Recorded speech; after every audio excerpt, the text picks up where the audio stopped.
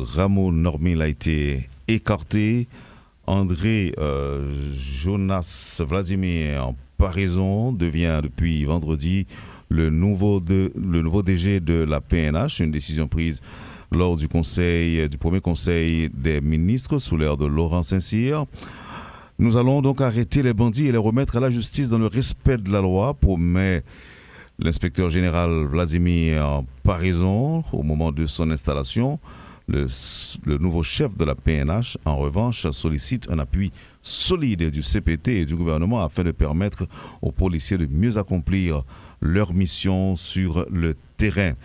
Avant d'écouter les propos de Vladimir Paraison en tant que nouveau chef de la police nationale, messieurs, accueillons le colonel Imler Rébu pour quelques commentaires. Oui, le colonel Imler Rébu qui fait des analyses sur les questions sécuritaires avec nous.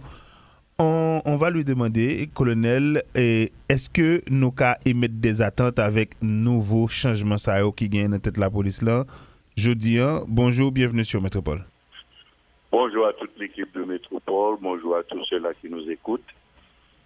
Bon, généralement, les changements, c'est toujours un moment de promesse, assez souvent soutenu par une conviction de départ. Mais à côté de tout ceci, il y a la réalité du terrain. Bien sûr qu'on connaît les capacités techniques du nouveau DG de la PNH. Mais ce n'est pas les capacités vendues à Rameau Normil qui nous a conduit à des échecs successifs. Quel qu'il soit le meilleur général que vous engagez dans une stratégie elle-même erronée, les résultats ne peuvent pas être au rendez-vous. Naturellement, nous connaissons, j'ai travaillé par 2 reprises avec M. Paraison, d'abord pour la planification de la sécurité pour l'installation du président Jovenel Moïse et une deuxième fois pour l'installation du CPT. Donc ces compétences techniques ne peuvent pas être mises en question. Maintenant, pour bien comprendre ce qui va se passer, il faudrait se référer un peu au dernier discours public, d'abord du gouverneur Fritz Alphonse, qui nous avait avoué que les opérations réelles n'avaient commencé qu'à partir du mois de novembre 2024. C'est une déclaration extrêmement importante qui nous dirait que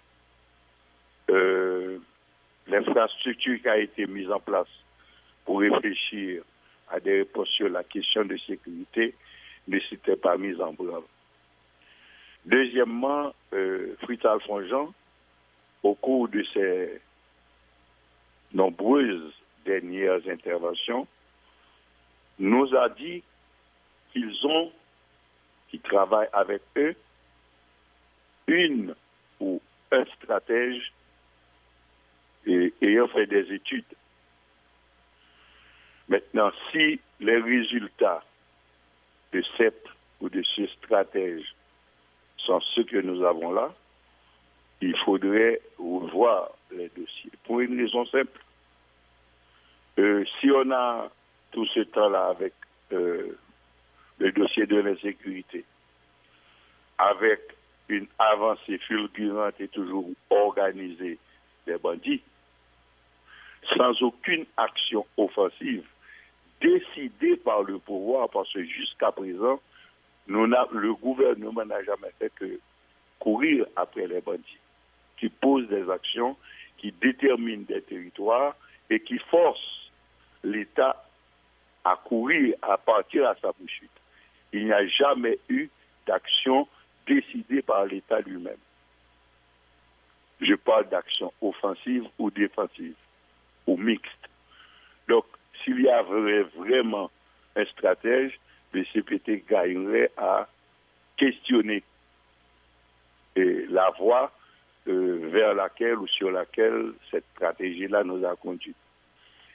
Ensuite, il y a eu, parmi les déclarations de M. Jean,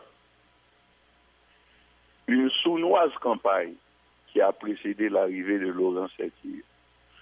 Et je dirais une campagne insidieuse et de très mauvais goût, qui pourrait avoir des conséquences très graves dans le tissu social haïtien quand il a tenté de poser le problème et de couleur au sommet de l'État. Très certainement, je vais dire tout à l'heure un mot concernant M. Laurent Saint-Cyr, mais pour la question de la sécurité, je n'ai pas de données en main me permettant d'être radical, à part les compétences connues de M. Barizon. Alors, colonel Ribu, si nous comprenons bien, et démarche en résumé, on va expliquer nous que c'est pas un problème de compétences qui était gagné avec Normil Rameau, mais c'était un problème de stratégie de l'État et de moyens. Le souci, c'est que avec le changement de Vladimir Parizon, et déjà gagné un pile changement nous qui est annoncé dans tête la police là et comme ça gain sensation que il y a une solidarité qui se fait autour de Parizon. Il y avait aussi un problème de solidarité avec Normil Rameau à ce niveau? Bon, Normil Rameau était engagé dans un concept stratégique erroné. Et Parizon court le même risque si le concept stratégique ne change pas. On a 3 forces sur le terrain. Il n'y a pas d'harmonisation. J'ai personnellement travaillé avec le gouverneur Fridjan tout au début de son apparition comme coordonnateur du CPT sur l'infrastructure institutionnelle, ce Conseil national de sécurité, qui devrait harmoniser l'action des forces sur le terrain. Rameau a été engagé dans une guerre avec des moyens inadéquats. Et c'est la plus grande bêtise que je continue à ne pas comprendre, le choix des blindés. C'est un choix perdant à 99,99%. Maintenant, pourquoi avait-on fait ce choix? Parce que dans l'acquisition du matériel de guerre, c'est l'option doctrinale et l'option stratégique qui décident du choix du matériel. Or, le choix des blindés était un mauvais choix. Et les dernières déclarations du représentant du Kenya en Haïti en apportent la preuve, parce que comment comprendre qu'on peut se procurer un matériel coûtant des millions de dollars qui peut être détruit avec des cocktails Molotov ne coûtant pas 500 gouttes l'unité et utilisé par des personnes qu'on croit être tout simplement des bandits à sa part de la chair à canon. Il y a toute une stratégie derrière l'action des bandits, c'est très clair. Il n'y a aucun bandit qui pourrait rentrer dans l'art, dans l'art du génie militaire pour préparer des trappes et faire tomber des blindés et les capturer. C'est beaucoup plus important. Mis à côté aussi les négligences tactiques sur le terrain. Parce que en zone de conflit, le déplacement d'un convoi doit être sécurisé. On va pas dire qu'il de blindés qui tombent dans tranchées qui creusées par des bandits et effectivement va tomber là-dedans. Ça fait un. Il y a, pour moi, le choix du matériel était erroné. Simplement une transaction commerciale qui fait au sommet côté chaque monde, petit comme paro, et puis on s'en fout pas mal des résultats. Les blindés ne pourront jamais donner des résultats en matière tactique. Maintenant, on a fait l'option des drones. Les drones ont l'avantage du contrôle de l'espace aérien et l'avantage de la capacité de voir. Mais je ne crois pas qu'on ait suffisamment utilisé des éléments stratégiques dans l'action des drones. D'abord, dans la sélection des drones.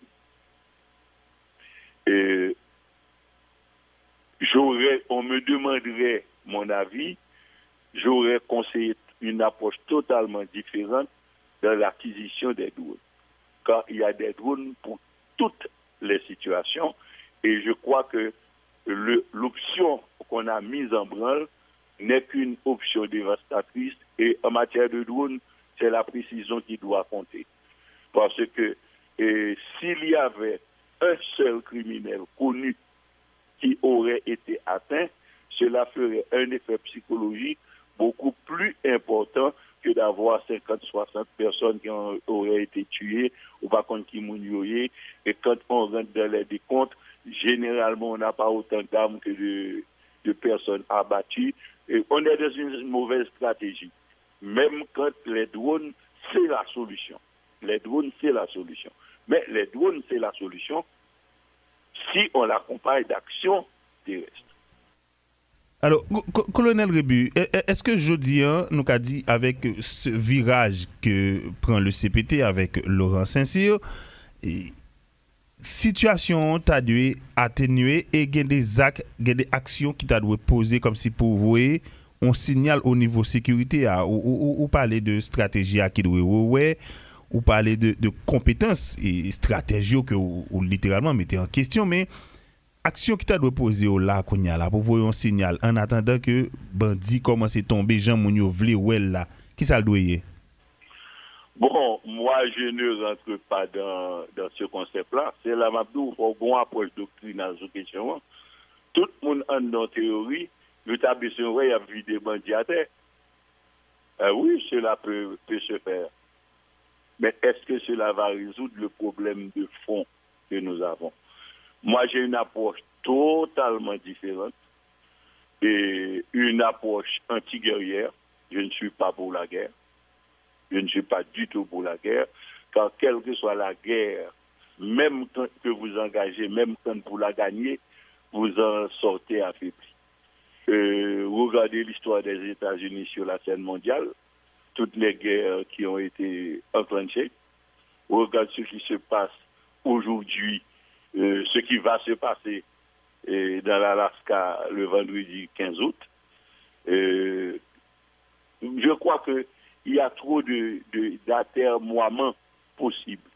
Je n'approcherai pas la question haïtienne sous l'angle de la guerre comme l'avait préconisé Fritz Alphonse Jean dans un budget apparent de guerre, etc.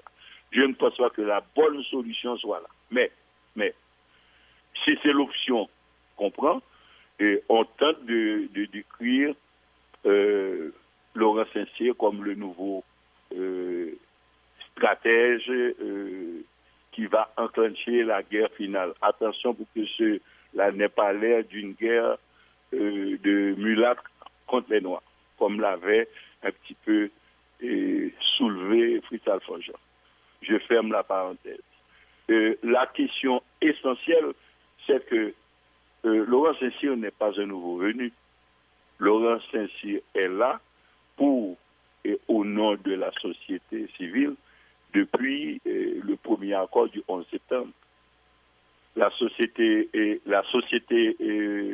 privée, commerciale, d'affaires, si vous voulez, est signataire de l'accord du 21 décembre, signé le 21 décembre 2022 avec Ariel Henry. Ils ont tellement été partis de ces accords-là et ont été physiquement représentés par Laurent Saint-Cyr, et au point que Laurent Saint-Cyr, c'est le président le plus et au plus longtemps dans l'histoire contemporaine. Il a été là représentant le secteur privé à la CT de Ariel Henry, qui a été un échec, et il a repris du service au CPT pour représenter le secteur privé et depuis le 24 avril. Donc ce n'est pas un nouveau venu. Donc il est parti de toutes les contre-performances qu'on a connues jusqu'à présent. Maintenant, est-ce qu'ils ont fait un rêve libérateur pour changer les données? Parce que ce que nous vivons là, il y a les données doctrinales qui sont faussées, qui ne sont pas claires. Qui sont faussées. Ensuite, l'approche stratégique est mauvaise. Et nous avons questionné Frisian pour nous connaître stratège ça, parce que c'est stratège-là qui avait fait le plan pour l'installation du CPT le 24 avril. Je ne sais pas si c'est quelqu'un qui travaille contre la nation haïtienne pour le compte du CPT, ou bien c'est quelqu'un qui ne connaît pas son métier. Mais de toute façon, un stratège, et dans les moments présents, c'est pas une plaisante.